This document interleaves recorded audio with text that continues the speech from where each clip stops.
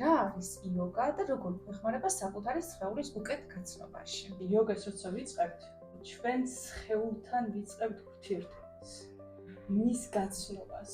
რას ურჩევდი იმ ადამიანს, ვინც არ იცის როგორ დაიწყოს? სეულად მნიშვნელოვანი არის პირველ რიგში იმის გაცნობიერება, რომ რამდენად მნიშვნელოვანი არის შენ სხეულში იყო კომფორტში. როგორი ურთიერთობები, სამსახურებრივი ურთიერთობები თუ ყოველდღიური ჩვენ არის ერთადერთ სხეულში. რა მოდის, როცა შენ ამ ყველაფერს დაწნევ?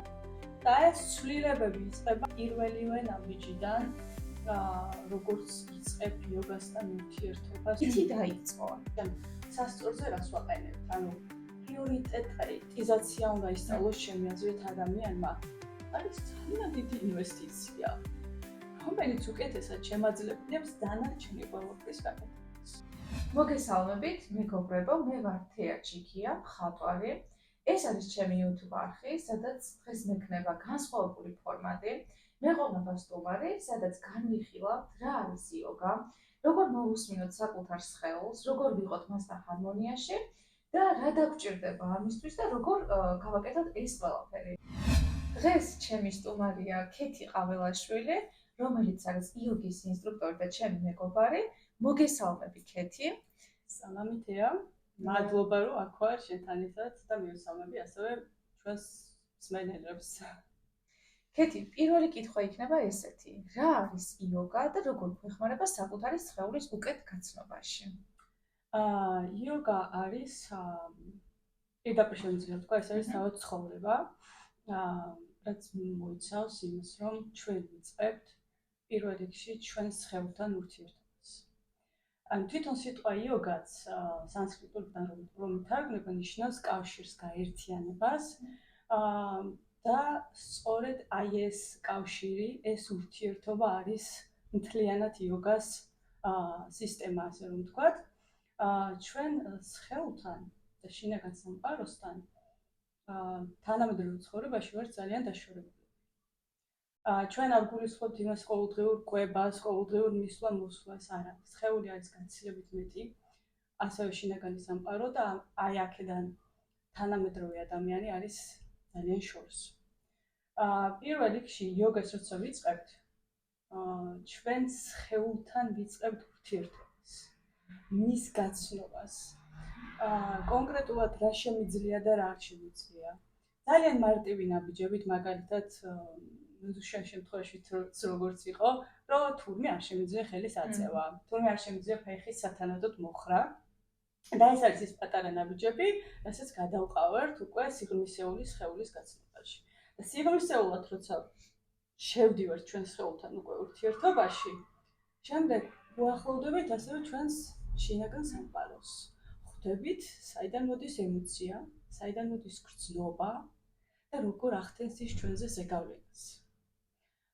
ეს არის ყველაფერი დაუსრულებელი ურთიერთობა და მას აქვს დიდი სიღრმე, დიდი სიბრძნე, რომელსაც აი ამ პროცესში ჩვენ ვეცნობით და არის ძალიან სასიამოვნო.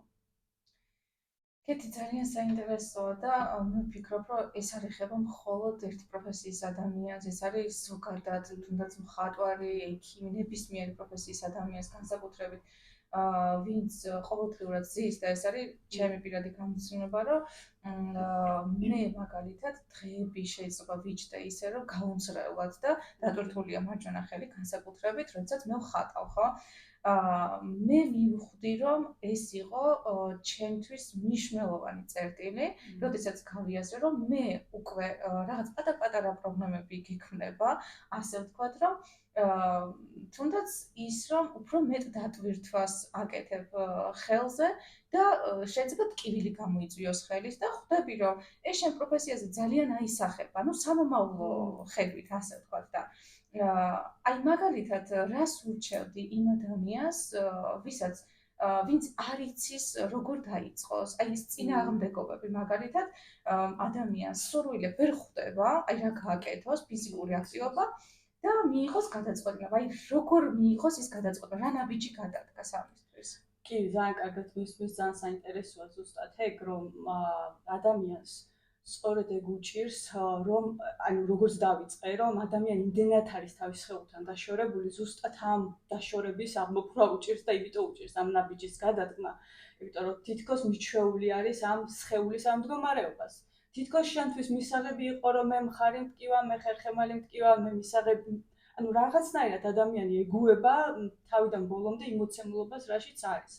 თუმცა წარმოვიდგინოთ ის, რომ ჩვენ, ანუ ამის დასაწყებად, ამის შესაძლებლად, ჩემი აზრით უფრო სიღრმისეულად მნიშვნელოვანი არის პირველ რიგში იმის გაცნობიერება, რომ რამდენად მნიშვნელოვანი არის შენ სხეულში იყო კომფორტში. ანუ შენ სხეულთან ურთიერთობის დაწყებით შენ რას იწყებ? იწყებ იმას, რომ შენ სხეულში შეგაქვს მეტი კომფორტი. წარმოვიდგინოთ ის, რომ ჩვენი მთლიანი არსებობა, როგორც შენ თქვი, რომ არ აქვს მნიშვნელობა რა პროფესიის ხარ.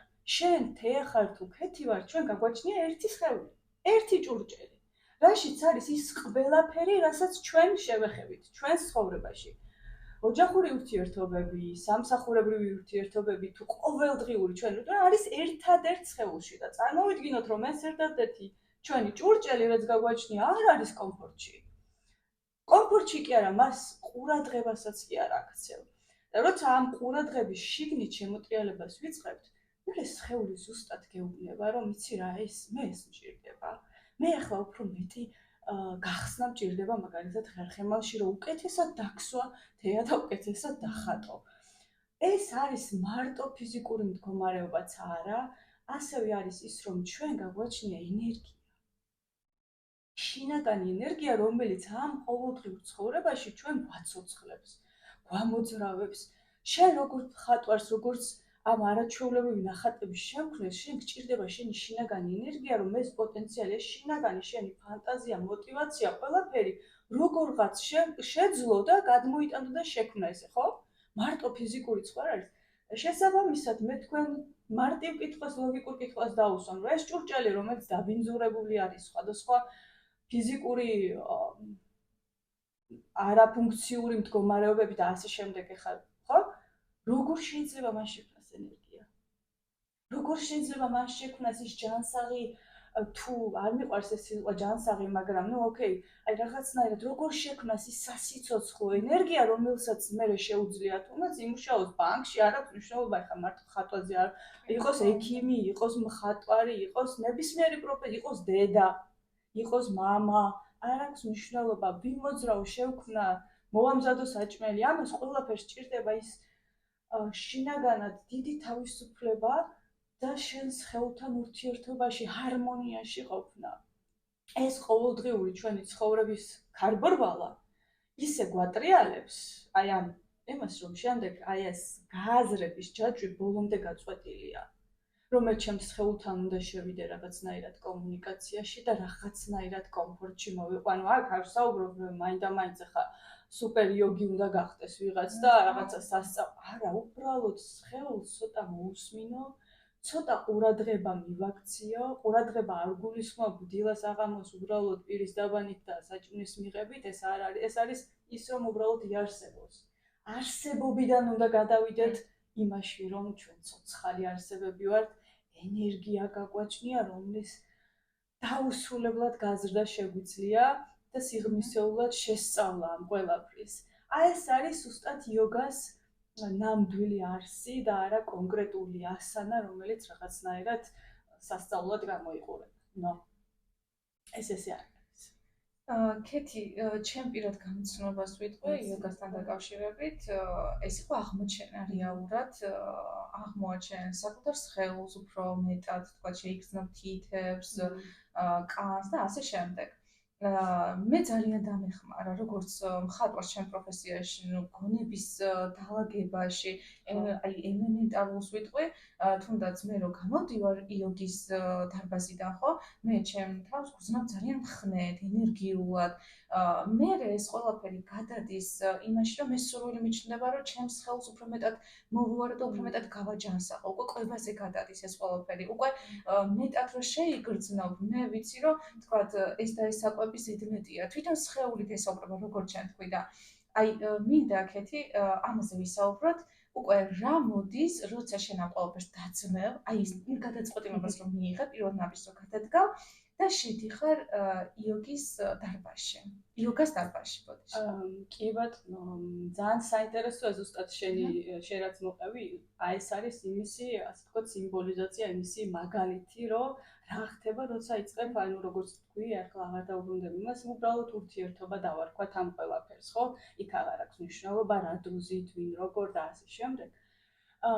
შენ სამყაროში აი რო იწყებ აი ამ როგორც თქვი, პატარა ცვლილების არსაც რო ხედავ, აი როგორც თქვი, რომ შეიძლება მაგალითად ერთი თვე იარე და რაღაცა მნიშვნელოვანი ძალიან პატარა რაღაც დაინახე შენ სხეულში, შენს მენტალურ მდგომარეობაში, რომ ეხლა მე სამსახურში მივდივარ და რაღაცნაირად უფრო მობილიზებული ვარ, უფრო ლოგიკური ვარ, უფრო ნათლად ვხედავ, უფრო წმინდად ხედავ აი ამ ფერებს, თუნდაც რაც უნდა დავხატო.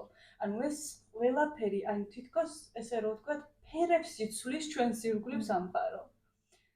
ანუ პირველივე ნაბიჯიდან. ეს ფერები ხდება უფრო მკვეთრი, უფრო ნათელი, უფრო მშვიდი ამავე დროს და შესაბამისად, ანუ გონება თუ მშვიდი არ არის, სადაც არ არის სიმშვიდე, იქ ნაკლებად არის იმის შეგრძნება, რაზეც ახლა ჩვენ ვსაუბრობთ. წარმოიდგინეთ ესეთი რაღაც, რომ ჩვენს ყოველდღიურობაში ვართ, აი ესე წარმოვიდგინოთ სახლს აშენებ, რომელსაც არ აქვს ფუნდამენტი. ჩვენი ყოველდღიური ეს ცხოვრების რიტმი თუ ცხოვრების ამბავი, როგორც არის, წარმოიდგინეთ, რომ ფუნდამენტის გარეშე არის. და წარმოიდგინეთ ის სახლი როგორი იქნება და როგორი სიმყარე, როგორი სიმშვიდე, როგორი ჰარმონია შეიძლება გქონდეს სახლს, რომელსაც არ აქვს ფუნდამენტი. ზუსტად იგივე ხდება ჩვენს არსებობაში, ჩვენს სხეულში, ჩვენს მენტალურ მდგომარეობაში, რომ ჩვენ ფუნდამენტის გარეშე ვცდილობთ, რომ ავაშენოთ ის, თუნდაც ვიღო კარგი მხატვარი. ეხლა მხატვრობაზე ვსაუბრობთ, იმიტომ რომ თეასთან მაქვს საუბარი, თორე ეხება ეს ნებისმიერ პროფესიას თუ ჰობს თუ რაც გინდა იყოს, ეს არის ფუნდამენტი, რომელსაც ქვია ადამიანური ფუნდამენტი. ადამიანი არის სხეული, რომელშიც არსებობს ამ ჭურჭელში არსებობს ის მთელი ცხოვრება, მთელი სიცოცხლე, რომელზეც შემდეგ ხდება ეს ყველაფერი გარეთ გამოიხატება. და ეს ცვლილებები იწყება, აი შე როგორც დასვი კითხვა, პირველივე ნაბიჯიდან, როგორც იწყებ იოგასთან ურთიერთობას, როცა შედიხარ თუნდაც სტუდიაში და სანამ შენს მატზე დადგები, უკვე ხვდები, რომ აქ რაღაც შეიცვალა, რაღაცა სხვანაირად არის და ძალიან ხშირად არის ხოლმე, რომ თვითონ პრაქტიკოსები ამას აღნიშნავენ, რომ აი უკვე რომ სტუდიის კარს აღებ, უკვე სხვანაირად ხდება შენში აზროვნება თუ ფიზიკური მდგომარეობა. კი, კეთი და მე დავამატებდი, რომ მადლიერების შეგრძნება მოდის ძალიან დიდი, რომ კი, საკუთარ სხეულს რაღაცა გრძნობ, რომ კარგ საქმეს უკეთებ, ასე ვთქვათ. კეთი, აი ხა ის ადამიანები, ვინც გვისმენენ ჩვენ, იმ ადამიანებს მიმართოთ, თუნდაც ვინც გვიყურებს და აი რა ვუთხრათ, არის რაღაცა სხვა გარემოებები მაგალითად, მანქანით ვერ მიდიან, ახლოს არ აქვს სტუდია, სხვადასხვა მიზეზის გამო ვერ გადიან სახლიდან და ასე შემდეგ. ხო, შეიძლება ადამიანებს არ ქონდეთ იმის საშუალება, რომ ახლოს მდებარე იოგის სტუდიაში იარონ, თუნდაც. აი რა რჩევა მივცეთ ესეთ ადამიანებს, რითი დაიწყო? ანუ ძალიან საინტერესო კითხვა არის, ეს და ძალიან აქტუალური არის, დამჯერეთ ვინც გვისმენს, ხო? არ გეგონოთ, რომ მარტო თქვენ ხართ ამ სიტუაციაში, რომ რაღაცნაირად მესმის, რამდენად კარგია იოგა, თქვათ, თუ სხვა ფიზიკური აქტივობა თუ ასე შემდეგ, ძალიან კარგად მესმის, მაგრამ რა ვქნა, ვერ ვახერხებ, ისეთი ცხოვრების რიტმი მაქვს. მაგრამ მე დაგისვამთ ახლა ერთ კითხვას ესეც, რომ მოდი, როგორც მე გისვამთ, ისე თქვენ თავთან სიღრმეში დავუსვით თქვენ თავს კითხვა, რომ ანუ არ მაქვს დრო, ან ძალიან მთელი ამბები ხდება ჩემს ყოველდღიურობაში, ანუ სასწორზე რას ვაყენებთ, ანუ პრიორიტეტიზაცია უნდა ისწავლოს ჩემი აზრით ადამიანმა და პრიორიტეტიზაციით დავუბრუნდები ისევ იმასთან, რომ მე ერთადერთი არსება, რომელიც არის აი ამ სხეულში, ერთადერთ სხეულში და ის დგას სასწორზე, მისი არსებობა. რომ ის მთლიანად გამოფიტულია, თუნდაც დაცლილია ენერგიისგან, გადაქანცულია ამ ყოველდღიურობისგან, ანუ დააყენეთ თქვენ თავთან კითხვა, რომ ანუ ბოლოს და ბოლოს რა არის ჩემ ცხოვრებაში პრიორიტეტი? არ ვიცი ვის ცხოვრებაში რა ხელისშემშლელი ფაქტორებია და ვის როგორი ცხოვრების რიტმი აქვს, მაგრამ მე პირადად როცა ვთქვათ ეს არის რა დგას სასწორზე, აქ ერთადერთი არსება, რომელიც ამ თელ ცხოვრებას ქმნის, არის ეს სხეული. არის ეს სხეული თავისი ამ შინაგანი არსებით, რომელსაც შეიძლება აქვს რაღაცა შფოთვითი აშლილობა, რომელსაც აქვს რაღაცა გადახრა, რაღაც ეს ყველაფერი დგას სასწორზე და შესაბამისად რას ვანიჭებ უპირატესობას? ანუ მიხვდი, ანუ ეს მთავარი არსება, რომელიც ამ ყველაფერს ცხოვრებას ქმნის, დედა არის, მხატვარი არის, მეგობარი არის, ქმარი არის თუ შვილი არის, ის რაშიც არის თავისი მთელი მოცემულობით, ის დგას სასწორზე. ანუ მთელი სასიცოცხლო ენერგია დგას სასწორზე და მე რაღაცებს ანუ დანარჩენს ვანიჭებ პრიორიტეტს, ანუ უპირატესობას, ხო? ანუ აი ეს სჭირდება ადამიანს ჩემი აზრით, რომ კარგად გაიაზროს, რომ აი აქ როგორც კი ყურადღებას გადმოიტან შენს შინაგან და ეს არ არის ეგოიზმი. ეს არის ზუსტად ის, რომ მე როგორც კი ყურადღებას, ენერგიას აი ამ შიგნით მოვმართავ, აქ მე რაღაცებს დავალაგებ შიგნით. უკეთესი ვიქნები, ფიზიკურად უფრო შემძლე ვიქნები, მენტალურად უფრო გამძლე ვიქნები. შესაბამისად, ჩემს ირგვლივ რაც ხდება, ანუ უკეთესობისკენ წავა, ხო? ანუ ეს ნიშნავს, რომ რაღაც დრო, რომელსაც მე აქ გამოვნახავ და აქ ჩავდებ, ეს არის ძალიან დიდი ინვესტიცია, რომელიც უკეთესად შემაძლებნებს დანარჩენი ყველაფრის გაკეთებას. აი ეს არის ჩემი აზრით, იმიტომ რომ ის ფაქტორები მე გადაიწევს გვერდზე, როცა ადამიანი ამას სიღრმისეულად აცნობიერებს.